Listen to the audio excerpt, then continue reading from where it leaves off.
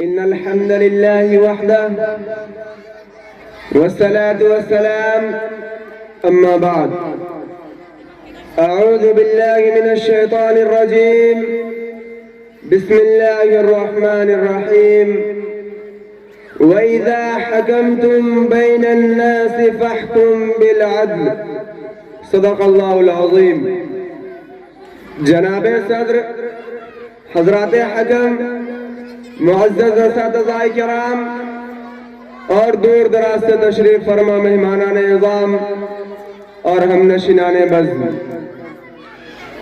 آج کی اس سالانہ انعامی مقابلہ میں میری تقریر کا موضوع ہے دنیا کو اسلامی طرز حکومت کی ضرورت۔ امید کہ آپ حضرات میری باتوں کو بغور سماعت فرمائیں گے اور دل کے نہا خانے میں جگہ دیں گے۔ حضرات، اللہ تعالیٰ نے اس دنیا کو سجایا، پھر انسان کو اس میں بسایا، اس کی خدمت کے لیے طرح طرح کے مخلوقات پیدا کیے، ان کی ضرورتوں کی ساری چیزیں مہیا فرمائی، چاند، سورج، ستارے، سیارے کو حضرت انسان کی آسانی کے لیے تخلیق کیا، ندی، نالے، سمندر، ہوا، پیڑ، پھل، پودے، چرند، پرند، ہر چیز کو انسان کی خدمت کے لیے مستعد کر دیا، اور پھر انسان کو زمین کا خلیفہ مقرر فرمایا اور پوری جہاں کی حکمرانی عطا کیا، اور فرمایا وَمَا خَلَقْتُ الْجِنَّ وَالْإِنسَ إِلَّا لِيَعْبُدُونَ کہ ہم نے انسان اور جنات کو اپنی عبادت کے لیے پیدا کیا۔ اس بات سے انکار نہیں کہ نماز پڑھنا عبادت ہے، صوم و صلاۃ کی پابندی عبادت ہے، سر پہ سجدہ ہونا عبادت ہے، نوافل و مستحبات کو لازم پڑھت ہے، یہ سارے اعمال و فعال عبادت ہے۔ انہی عبادتوں میں سے ایک اور اہم عبادت ہے، وہ ہے نظام عالم کو اسلامی طرز حکمرانی سے روشناس کرانا، شیطانی نظام عالم کو اسلامی قوانین کے مطابق ڈھالنا، اور سچ بتاؤ تو آج ترقی ہوئی دنیا کو اسلامی طرز حکومت کی ضرورت ہے۔ موجودہ عالم کے بیشتر مسائل کا حل مشکلات کی گرہ کشی دشوار اسلام کے آداب حکمرانی کو اختیار کر کے ہی کیا جا سکتا ہے، بلکہ یہ کہنا زیادہ موضوع نہیں ہوگا کہ آج روتی بلکتی سزکتی دھمارے کی ستائی ہوئی حکومتوں کی کچلی اور رولتی ہوئی انسانیت صرف اور صرف اسلامی اصول و اقتدار اور اسلامی حکومتوں کے شامیانے تلے سکون و اطمینان کی سانس لے سکتی ہے۔ حاضرین جلسہ، ارباب حکومت تو قومی خزانے سے عیش و عشرت کر رہے ہیں اور عوام دو وقت کی روٹی سے ڈھانپنے کے لیے لباس اور رہنے کے لیے مکان کو ترس رہے ہیں۔ اصحاب اقتدار ملک کی دولت سے اپنی کوٹھیاں اور بلڈنگیں تعمیر کر رہے ہیں اور وہاں کے باشندے ٹوٹی جھوپڑیوں کے حسرت میں اپنی زندگی کاٹ رہے ہیں۔ لیڈران قوم و ملت حکومت اور اقتدار کی آمدنی سے جائیدادیں اور جاگریں خرید رہے ہیں اور رعایا دفن ہونے کے لیے 4 ہاتھ کفن اور 2 گز زمین کے لیے حیران و پریشان ہے۔ قائد و رہنمائے قوم کے کتے متنوع غذائیں کھاتے ہیں اور ان کی عوام دانا کو ترس رہے ہیں۔ بقول شاعر، خوددار میرے شہر کے فاقوں سے مر گیا، خوددار میرے شہر کے فاقوں سے مر گیا، راشن جو آ رہا تھا افسر کے گھر گیا، چڑھتی رہی مزار پر چادر بے شمار، چڑھتی رہی مزار پر چادر بے شمار، باہر جو ایک فقیر تھا سردی سے مر گیا، روٹی امیر شہر کے کتوں نے چھین لی، روٹی امیر شہر کے کتوں نے چھین لی، فاقہ غریب شہر کے بچوں میں بٹ گیا، چہرہ بتا رہا تھا کہ مارا ہے بھوک نے، چہرہ بتا رہا تھا کہ مارا ہے بھوک نے، حاکم نے کہہ دیا کچھ کھا کے مر گیا، حاکم نے کہہ دیا کچھ کھا کے مر گیا۔ حاضرین جلسہ، یہ سنگین صورتحال کیوں پیش ہوئی؟ جواب بالکل واضح ہے۔ سربراہ حکمرانوں، نیتاؤں اور لیڈروں میں غرور و نخوت، عجب و ناز، ذوق نمائش، احساس برتری، آرام طلبی اور عیش و پروری کوٹ کوٹ کر بھری ہوئی ہے۔ حصول اقتدار سے ان کا مقصد خدمت خلق نہیں بلکہ حصول دولت و شہرت، عزت و عظمت، سکون و راحت ہے۔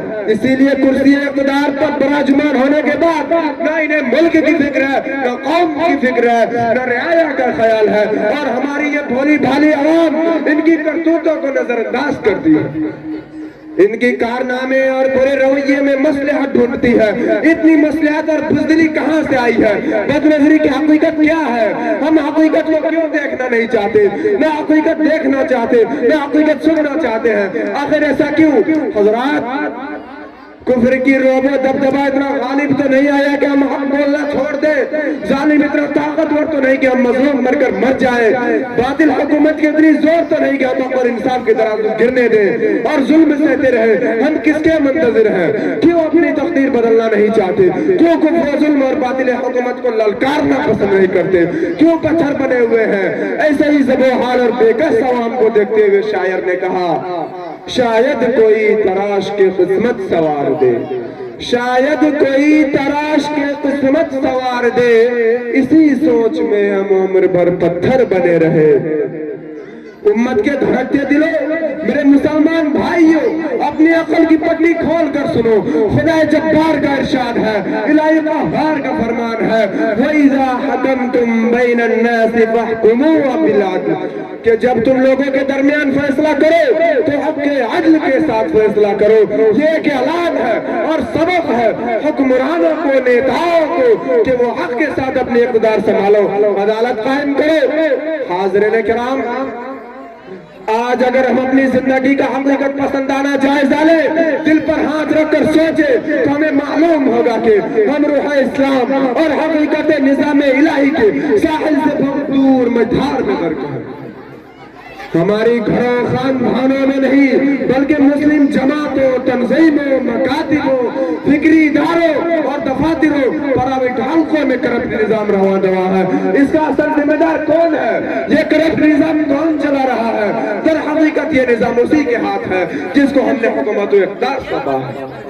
اور یہ ہماری غلطی ہے کہ ہم نے غلط و تعطل کے چادر چاک نہیں کیا اور مظلوم و مقہور بن کر گزارا کر لینے پر اکتفا کیا۔ یاد رکھو مسلمانوں، اگر اب بھی نہ جاگے تو، اگر اب بھی ستمگروں سے نبرد آزما نہیں ہوئے تو تمہارے مقدر میں غلامی ہی رہ جائے گی۔ تم فیصلہ کرنے کے اہل نہیں ہوگے بلکہ تمہارا فیصلہ کیا جائے گا۔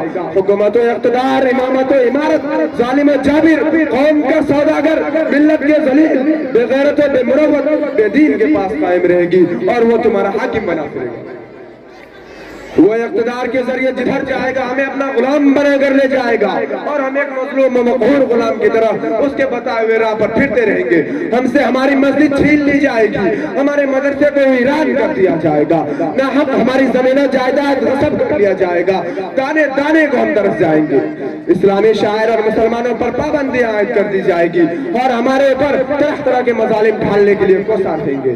حضرات، آج جب ہاتھ اٹھتا ہے تو دعا ہوتی ہے، اے اللہ محمد بن قاسم کو بھیج دے، اے اللہ صلاح الدین ایوبی کو بھیج دے، اے اللہ مہدی کو بھیج دے۔ نہیں میرے غم گسار ملتیں، نہیں، یہ وقت مہدی کے انتظار کا نہیں ہے، یہ وقت خود کو مضبوط بنانے کا ہے، یہ وقت سلطان صلاح الدین ایوبی کا نہیں ہے، خود کو تلوار بنانے کا ہے، یہ وقت سلطان صلاح الدین ایوبی کا نہیں ہے، اقصیٰ کے محافظ بننے کا ہے۔ اٹھو میرے شیروں، میرے بھولے عوام، اٹھو، ایوب کے فرزندوں اٹھو، بدل ڈالو دنیا کے نظام، بدل ڈالو باطل کی حکومت، ختم کر دو اسلامی دشمنی کے مقاصد، منہدم کر دو حاسدین اسلام کے قلعہ، انصاف قائم کرو، حق کا پابند بن جاؤ، ظالم کی ہستی مٹا دو، مظلوم کا سہارا بن جاؤ، اسلامی نظام کے قائم کرو، نظام عالم کو نظام الہی میں تبدیل کر دو، مٹا دو کفار و ظالم کی تاریخ، لکھ دو تاریخ اسلام اور ڈنڈے کی چوٹیں اعلان کرو، اے میرے قوم کے لوگوں شکایت کیوں نہیں کرتے؟ اے میرے قوم کے لوگوں شکایت کیوں نہیں کرتے؟ تم اتنے ظلم سے کر بھی بغاوت کیوں نہیں کرتے؟ یہ بھوک افلاس تنگ دستی تمہارا ہی مقدر کیوں؟ تیرے اوپر تیرے جیسے حکومت کیوں نہیں کرتے؟ لوگوں کو ان کی بے چینی اور بے قراری سے نکال ان کو خوشحال کر دو، سعودی سسٹم کو تو بالا کر دو، ظالم و جابر کو ان کی اوقات یاد دلا دو۔ یہی ہے نظام الہی۔ یہی ہے ہماری زندگی کا مقصد اور دین اسلام کی سرفرازی. اسی لیے تم مسلمان ہو, اسی لیے تم نمازی. اب بھی ہے تیرے لیے دروازہ نصرت کھلے, اب بھی ہے تیرے لیے دروازہ نصرت کھلے, اب ہے ممکن کہ تجھے کھوئی ہوئی عظمت ملے. دیکھو اب ہے سویرا گھر کے جانب لوٹا, ایک خدا واحد کے جانب لوٹا. اب آخر میں ہم اللہ تعالیٰ سے دعا کرتے ہیں کہ ہمارے قائد و رہنما کی قوم کو صاف و اخلاق حسنہ میں تبدیل کر دے اور ہمیں ایسے قائد و حاکم عطا کرے جس میں صداقت و سچائی ہو, حیا و پاکی دامنی ہو, بصارت و بصیرت ہو, انابت و تضرع ہو, امانت و دیانت ہو اور دینی حمیت سے سرشار ہو.